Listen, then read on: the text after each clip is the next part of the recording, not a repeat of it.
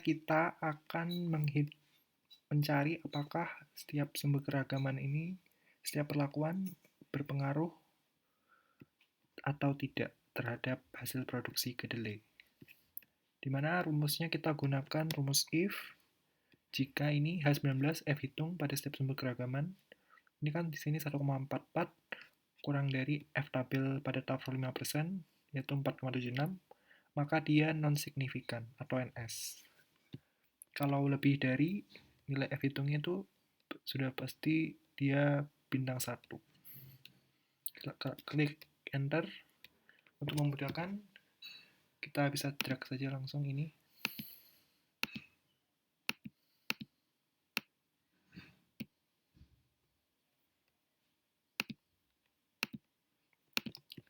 Nah, jadi kayak dapat disimpulkan untuk dari hasil uji ANOVA kalau perlakuan atau varietas kedelai ini A, B, C, D yang berbeda itu berpengaruh nyata terhadap hasil produksi kedelai dalam satuan kilogram per petak, di mana di sini berbintang 1. Untuk faktor baris itu dia tidak signifikan, tidak berpengaruh terhadap hasil produksi kedelai.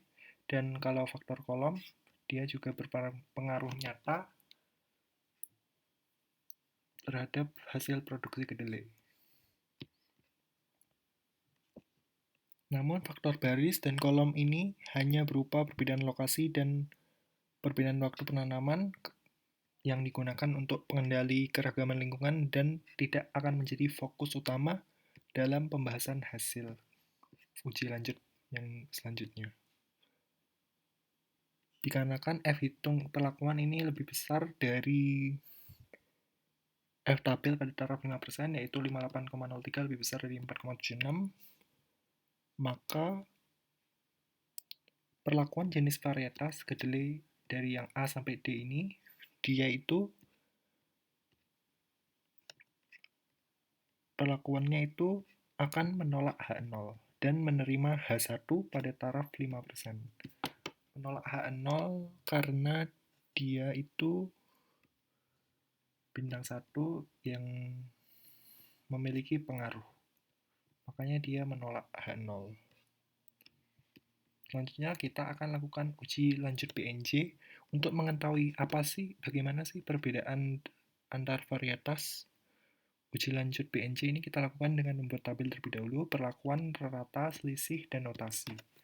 Di sini pertama kita urutkan dari masing-masing rata perlakuan varietas dari yang terbesar ke yang terkecil. Dari perlakuan A sampai D ini kita urutkan terlebih dahulu. Di sini ada 12,3 sampai 6,7 setelah kita urutkan. Selanjutnya itu kita akan menghitung rumus ini.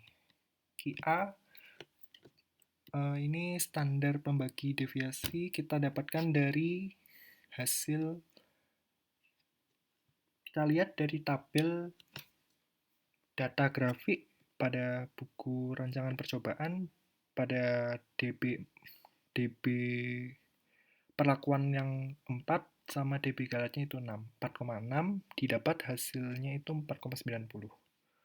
Untuk menentukan SY selanjutnya ini kita gunakan rumus yang tadi kita dapatkan 4,90, standar pembaginya, deviasi, kita kalikan dengan rumus SQRT dalam kurung KT galat ini 0,45 dibagi dengan 4 jumlah perlakuan. Didapat hasil SY itu 1,65 untuk membanding dengan selisih hasil pada masing-masing perlakuan. Selanjutnya kita akan gunakan ini untuk menghitung selisih dari perlakuan B dikurangi perlakuan A sampai perlakuan B kurangi perlakuan D. Kita gunakan rumus ini. Perlakuan B yang ratanya 12,3 kita kurangi dengan 12. Ini B28 kurangi B29 didapat hasilnya itu 0,27. Jangan lupa untuk ini yang pengurang pertama ini kita kasih tanda dolar supaya bisa di drag ke bawah. Kita drag ke bawah sampai sini, dapat 12,3 dikurangi 6,7 itu 5,5. Selanjutnya kita akan menghitung selisih dari pengurang kedua dikurangi ketiga sama yang keempat.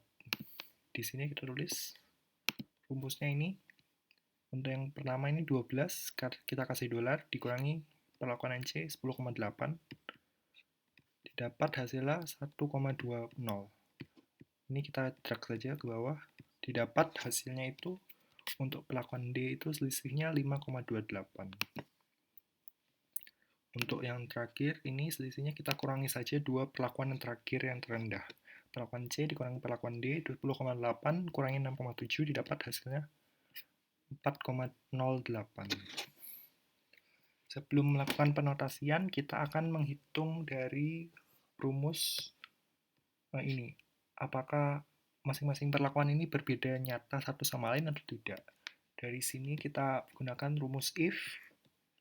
Yang bagian sini, if yang ini selisih setiap perlakuan yang di barisnya ini 0,27 kan.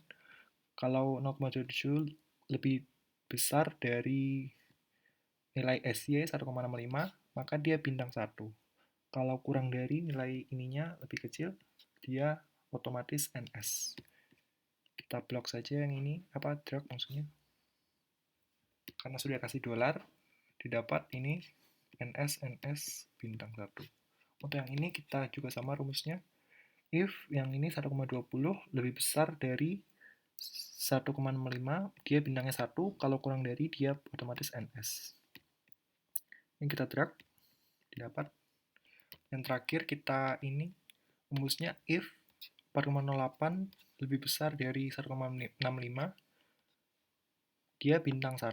Kalau kurang dari dia otomatis NS.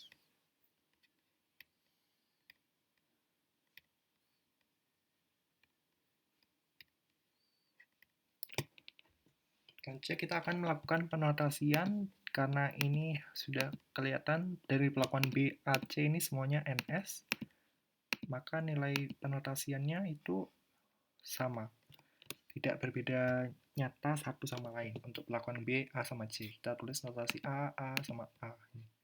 Nah, perlakuan D karena ini bintang 1, dia pasti nilainya lebih besar, kita kasih notasi B, notasi yang berbeda. Jadi dapat saya simpulkan kalau varietas D ini atau yang varietas DNA1 itu memberikan hasil produksi yang terendah, yaitu 6,7 kg per petak dan berbeda nyata satu sama lain dengan perlakuan B, A, sama C.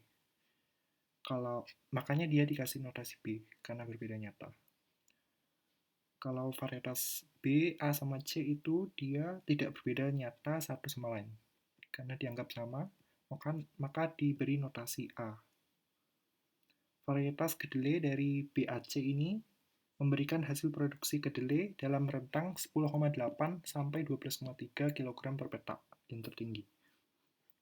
Di mana yang 12,3 kg ini merupakan varietas kedelai perlakuan B, varietas B, yaitu varietas gerobogan.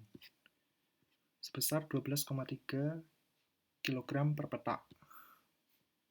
Jadi dapat saya beri rekomendasi kalau varietas kedelai terhadap hasil produksi kedelai ini yang recommended untuk dipilih itu varietas kedelai yang B, gerobogan, karena menghasilkan hasil produksi kedelai yang terbaik dan tertinggi.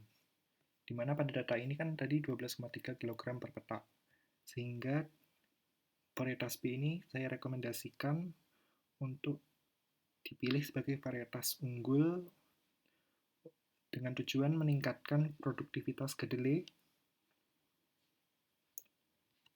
Sekian hasil pemaparan tugas dari saya terkait rancangan bujur sangkar Latin. Semoga bisa membantu kalian semua. Terima kasih semua. Selamat sore.